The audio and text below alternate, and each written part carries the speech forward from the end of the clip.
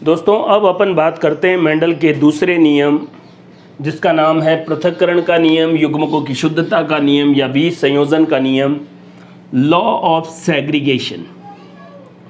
दोस्तों इस नियम के अनुसार युग्मक बनते समय जो एलील है, युग्म विकल्पी है, वो रैंडम या यादृच्छिक तरीके से पृथक हो जाते।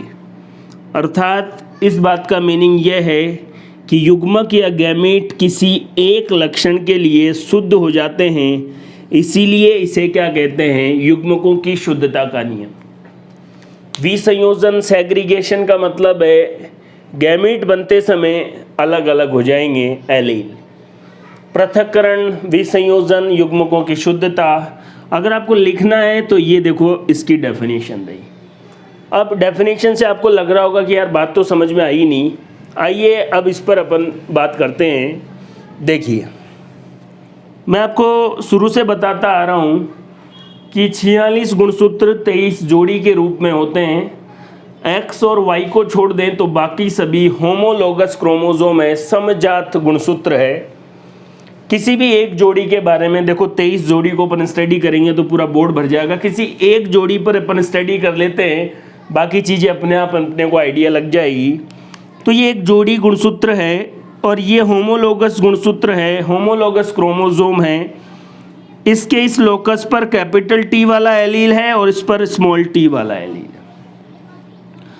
अब मियोसिस डिवीजन हुआ, अर्धसूत्री विभाजन हुआ और इससे गैमीट बने, युग्मक बने।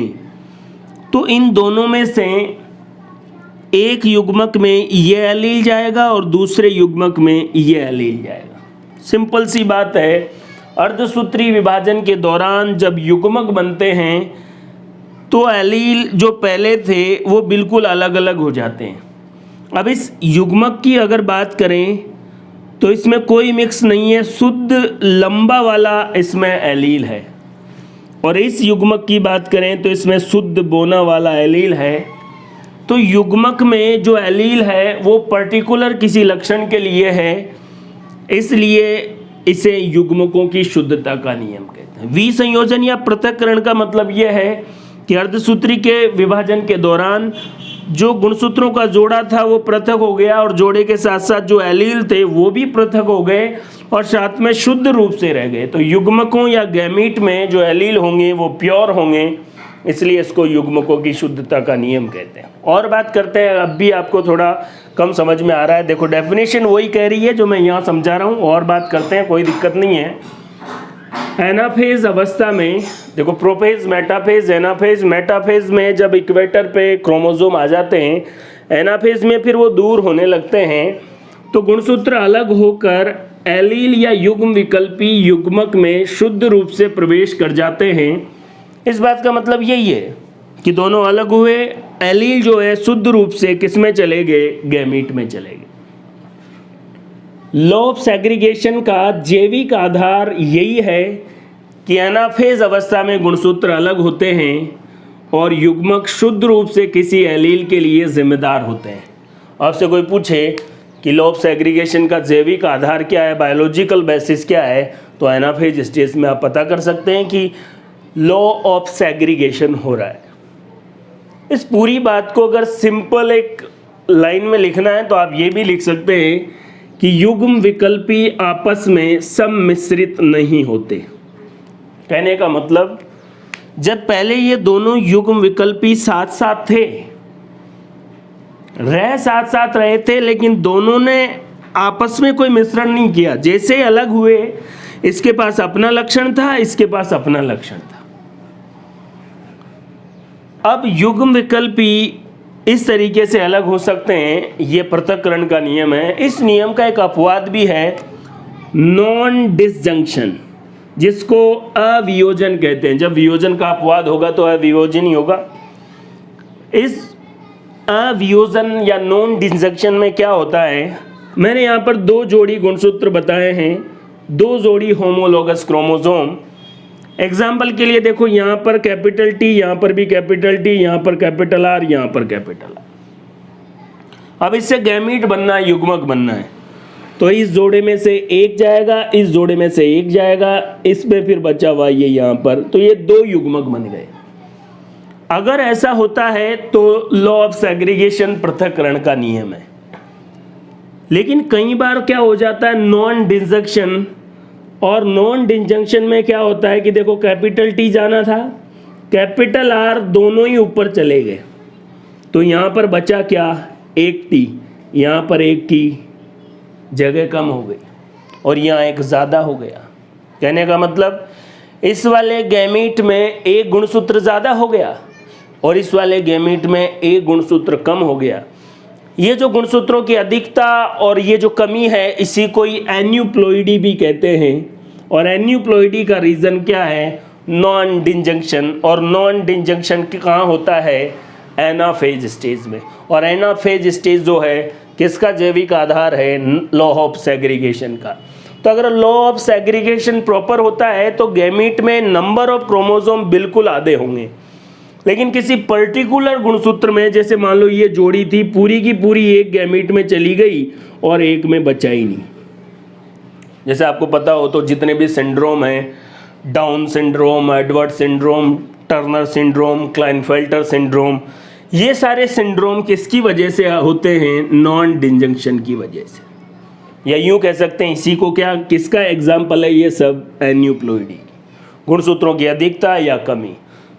तो ये इसका अपवाद है पृथक्करण के नियम का। पृथक्करण नियम किस पर आधारित है, मैंने आपको कहा था मोनोहाइब्रिड क्रॉस, एकल संकर क्रॉस पर आधारित है। प्रभाविता का नियम और पृथक्करण का नियम दोनों मोनोहाइब्रिड क्रॉस पर आधारित है। अभी मैं आपको मोनोहाइब्रिड क्रॉस का फ्लो चार्ट बनवा के भी बताता हूँ, लेकिन आप देखिए लॉ ऑफ सेग्रीगेशन में देखो डेफिनेशन आप इस तरीके से लिख सकते हैं और पूरी बात समझने में भी कोई दिक्कत नहीं है कि होमोलोगस क्रोमोसोम जो थे वो सेपरेट हो गए और एलील भी प्योर रूप से अलग हो गए। युग्म विकल्पी आपस में सम्मिश्रित नहीं होते हैं, यही क्या है, युग्मकों की शुद्धता का नियम। इसका अपवाद यह है कि कभी कभी नॉन डिसजंक्शन भी हो जाता है, अवियोजन, जिसकी वजह से एन्यूप्लॉइडी या बहुत सारे सिंड्रोम जिनके मैंने आपको बताए। और ये जो एकल संकर क्रॉस पर आधारित कौन है, law of segregation.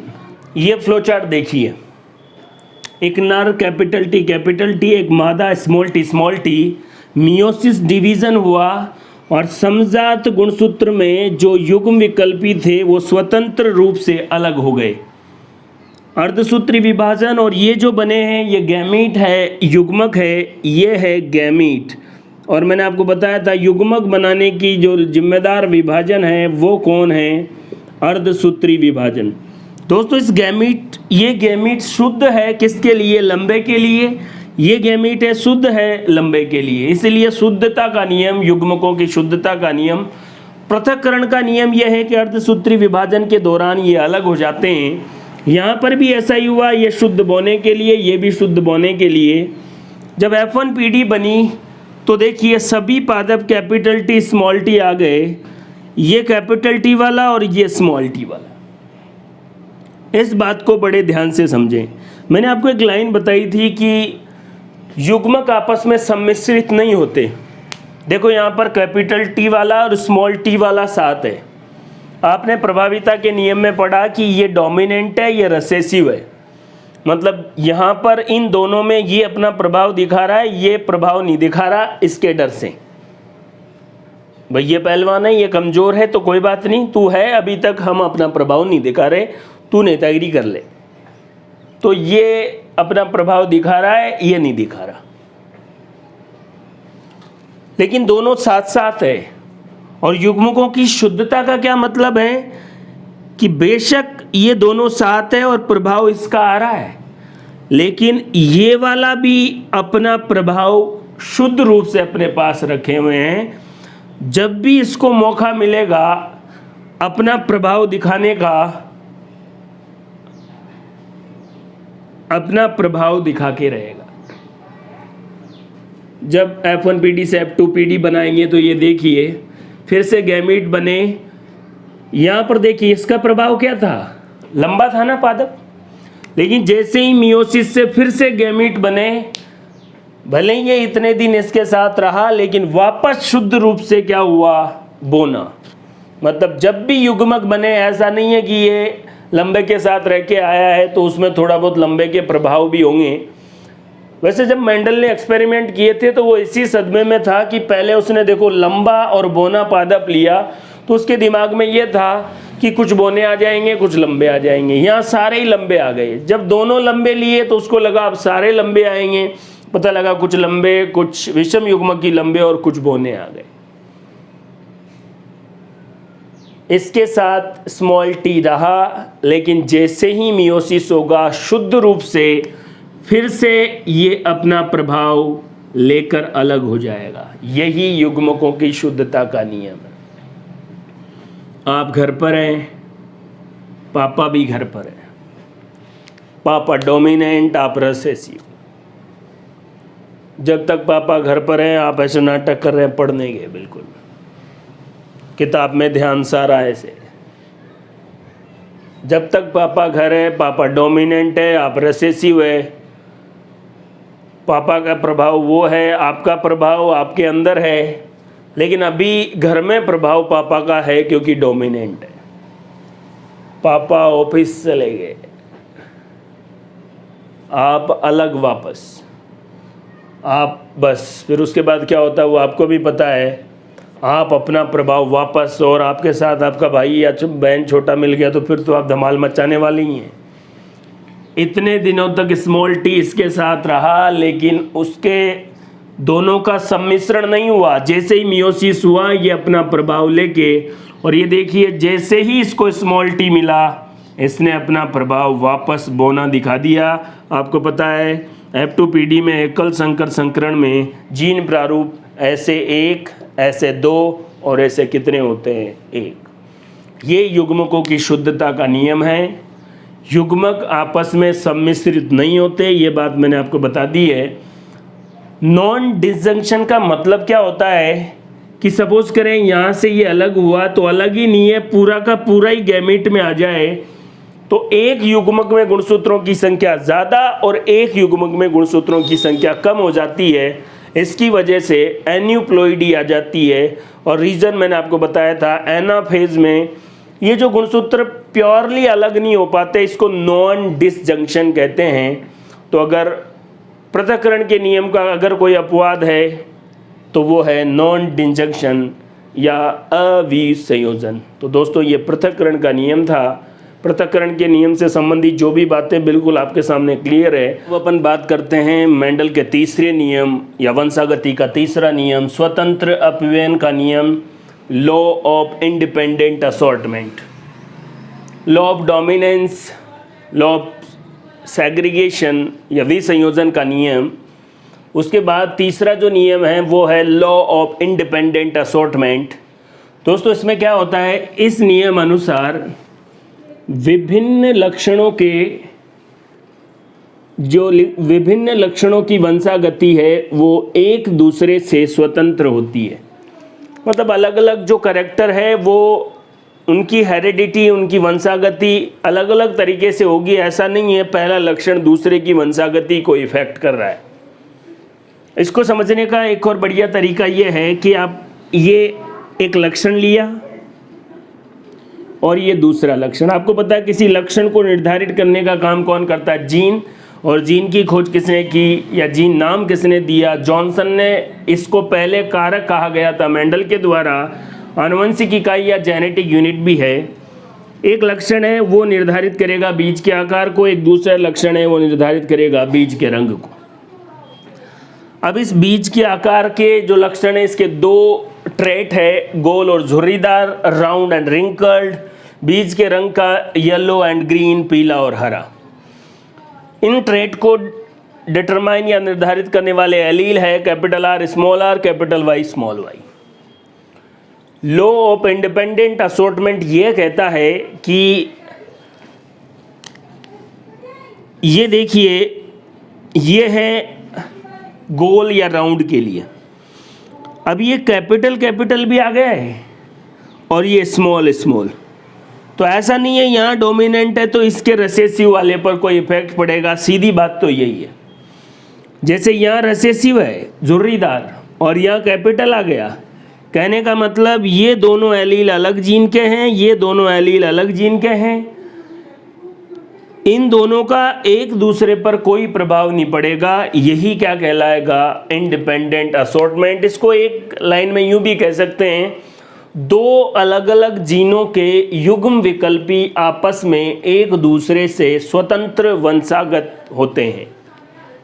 Allele of different gene independent to each other, एक दूसरे से डिपेंड नहीं करेंगे। यही कौन सा नियम है? स्वतंत्र अपव्ययन या लॉ ऑफ इंडिपेंडेंट असॉर्टमेंट। दोस्तों, लॉ ऑफ डोमिनेंस और लॉ ऑफ सेग्रीगेशन ये दोनों मोनोहाइब्रिड क्रॉस पर आधारित थे। Law of independent assortment double hybrid cross या द्विसंकर क्रॉस पर आधारित है। इस बात को आप बड़े ध्यान से सुने। अगर आपने डबल हाइब्रिड क्रॉस करवाया है किसी भी प्लांट के कैरेक्टर को लेकर और इंडिपेंडेंट असॉर्टमेंट हुआ है, तो द्वितीयक या F2PD में लक्षण प्रारूप 9:3:3:1 होगा।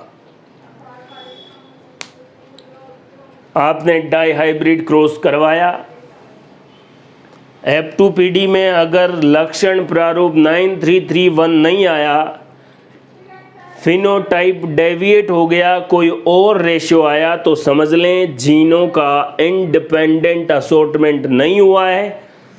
और ये अनुपात जनरली बदलता है लिंकेज या सहलगनता की वजह से। मेंडल के बारे में जब मैंने बताया तब भी इसके बारे में बात किया, और सहलगनता क्या होती है, लिंकेज क्या होती है, इसको भी अपन पर्टिकुलर बात करेंगे। लेकिन अभी आप लॉ ऑफ इंडिपेंडेंट असॉर्टमेंट के बारे में देखें, पहले डेफिनेशन देखें वास्तव में क्या मतलब है। देखो, ये दोनों एलील है, ये प्रभावी होगा तो इस पर होगा, इस दूसरे जीन के एलील पर इसका प्रभाव नहीं पड़ेगा। यूं कह सकते हैं कि तू तेरी दादागिरी तेरे घर में रख, ये एलील इस वाले पर प्रभावी हो सकता है, बाहर नहीं, दूसरे वाले पर, हमारे पर नहीं चलेगी। तेरी दादागिरी तेरे घर पे रख, हमारे ऊपर नहीं चलेगी। ये लाइन बताती है लॉ ऑफ इंडिपेंडेंट असॉर्टमेंट। तू तेरे घर वालों पे प्रभावी हो सकता है, दूसरे लक्षण के जीन या जो एलील है उस कैपिटल R वाला कैपिटल Y स्मॉल y इन पर किसी भी प्रभाव से प्रभाव नहीं डालता। इसी को लॉ ऑफ इंडिपेंडेंट असॉर्टमेंट कहते हैं। डेफिनेशन ये आपके सामने रही, किस पर आधारित है? डाई हाइब्रिड क्रॉस पर। एक बार फिर कह रहा हूँ, जेनेटिक्स के वीडियो में मैंने बहुत बार बोला है, अगर डाई हाइब्रिड क्रॉस में फिनोटाइप रेशियो 9331 से डेविएट होता है तो इसका मतलब उन जीनों के बीच लिंकेज है, सहलगनता है। आइए, मेंडल के तीनों नियमों के बारे में अपन ने जानकारी ले ली है। पहला law of dominance, law of segregation and law of independent assortment.